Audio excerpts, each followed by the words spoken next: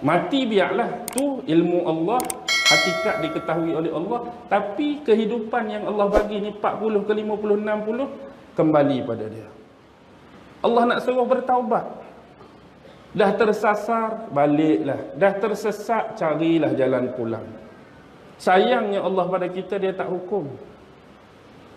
Sebab tu kalau kita tengok apa yang berlaku kepada Nabi Adam dulu dah. Nabi Adam dulu, dia kata dia buat satu dosa je, Allah dah turunkan dia daripada syurga ke bumi. Berkemungkinan anak Adam hanya dengan satu pahala Allah boleh letak dia daripada bumi ke syurga. Aku dulu bila buat dosa dengan isteri, terus Allah lucutkan pakaian. Satu je dosa, tercabut pakaian. Umat Muhammad hari ni beribu dosa, berjuta dosa, tak tercabut pakaian. Kalau tercabut lagu mana agak-agak tuan-tuan? Baru berjalan, sangka buruk. Oh, teruk dia tu, pak tercabut baju. Betul. Maki makcik nasi lemak tu sekejap, pak tercabut seluar. Agak-agak tinggal spender saja, nak maki lagi tak? Tak ada dah. Kalau jenis tercabut lagu tu, maksudnya orang akan jadi beringat. Pasal apa tercabut baju ni? Dosa apa aku buat tadi ni? Pasal apa tercabut seluar ni? Dosa apa aku buat tadi? Orang jadi terfikir. Orang tak mau buat. Bila sekali buat dosa, Allah letak jauh. Seorang di sini, seorang di sini. Tapi manusia hari-hari buat dosa, malam-malam di mana? Tidur sebelah bini dia tu. Buat dosa pun tidur dengan bini, malam karang. Buat jahat pun tipu orang pun tidur dengan bini sebelah, malam karang. Tapi Nabi Adam sekali je, seorang di sana, seorang di sini. Tapi aku buat dosa, Allah terima di mana? Allah terima di mana? Taubat aku tu. Di Mekah. Manusia dia buat di mana pun, dia minta ampun, Allah terima di bumi mana pun. Kalau di masjid ni, nak kata takdir Allah terima, Allah akan terima. Di luar masjid ni, Allah akan terima. Di bumi tu, Allah akan terima. Di mana-mana. Tu hebatnya umat Nabi Muhammad, yang mana Nabi-Nabi, umat-umat sebelum ni teringin nak jadi termasuk di dalam komposisi umat terakhir, umat Nabi Muhammad. Dan yang terakhir ialah malam Lailatul Qadar. Umat sebelum ni tak diberikan kerana mereka umur panjang.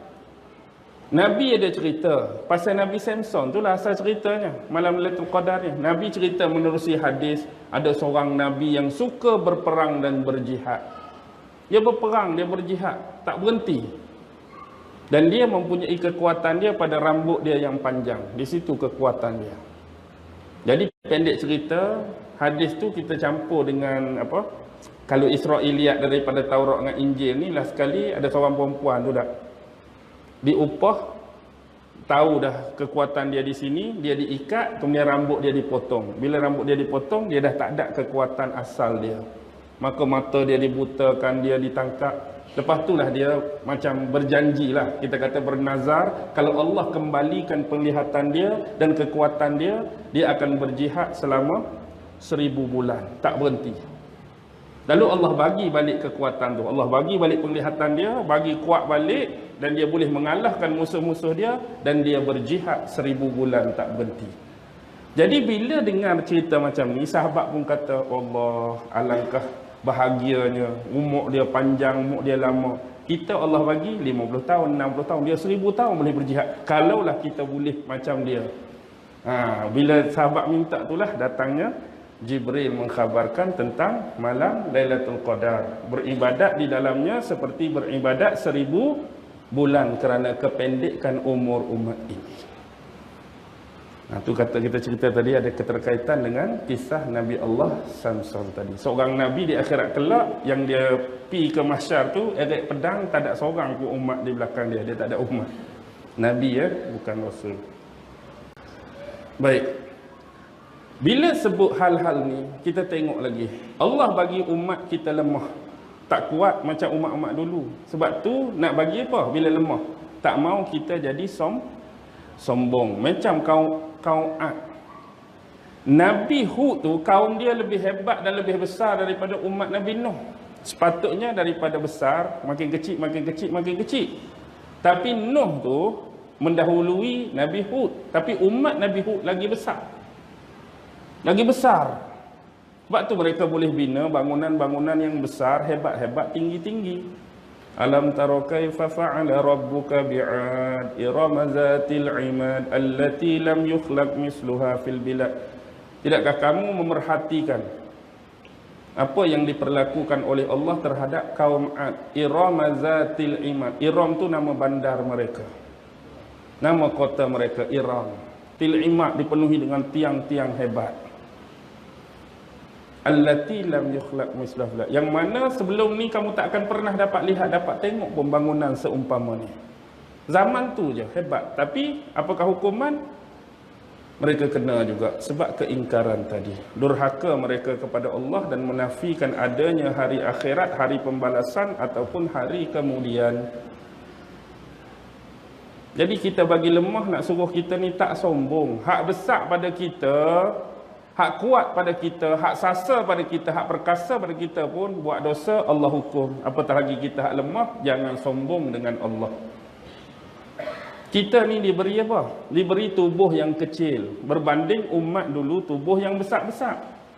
Untuk beri keringanan pada pengurusan dan pentadbiran kehidupan kita.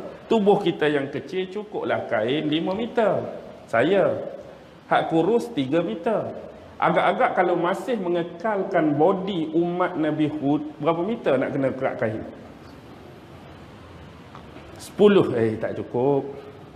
Mungkin 20 meter. Dan jekel-jekel ataupun kedai-kedai kain tu tak boleh kecil macam hari ni, tak muat nak masuk.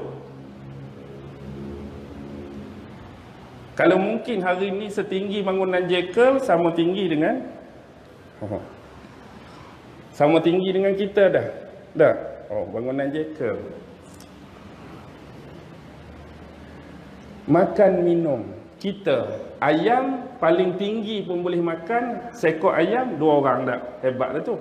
Kalau agak-agak sebesar umat Nabi Hud dengan besar kecil ayam hari ni, berapa ekor nak kena sekali makan? Saya ingat ayam tu macam apa? Macam kacang, kalau Kelantan dia panggil kacang putih, sini panggil apa? Inilah kacang-kacang hak biasa ni. Kacang kuning ke kacang kuda. Mungkin makan ayam seekor tu macam kacang kuda. Dekat. Agak-agak berapa ekor? Agak-agak berapa ekor ayam dengan body umat Nabi Hud? Pakaian, makanan, minuman. Kita ni tak habis seorang. Agak-agak body Nabi Hud, body umat Nabi Hud, berapa ratus liter nak kena habis, berapa ratus gallon air nak kena minum. Tapi Allah bagi kita jadi kecil untuk memudahkan pengurusan dan pentadbiran hidup. Pakaian, makanan, minuman, tempat tinggal. Tempat tinggal hari ni hak tak berapa besar pun 400,000, 500,000. Agak-agak nak duduk sebesar umat Nabi Hud, berapa ratus juta nak kena habis. Dengan harga hari ni. Berapa rumah kamu? Rumah aku tu 13 trilion.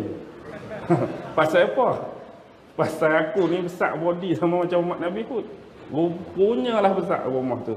Lebih besar daripada stadium contoh. Maksudnya Allah bagi tu ringan tu, cantik.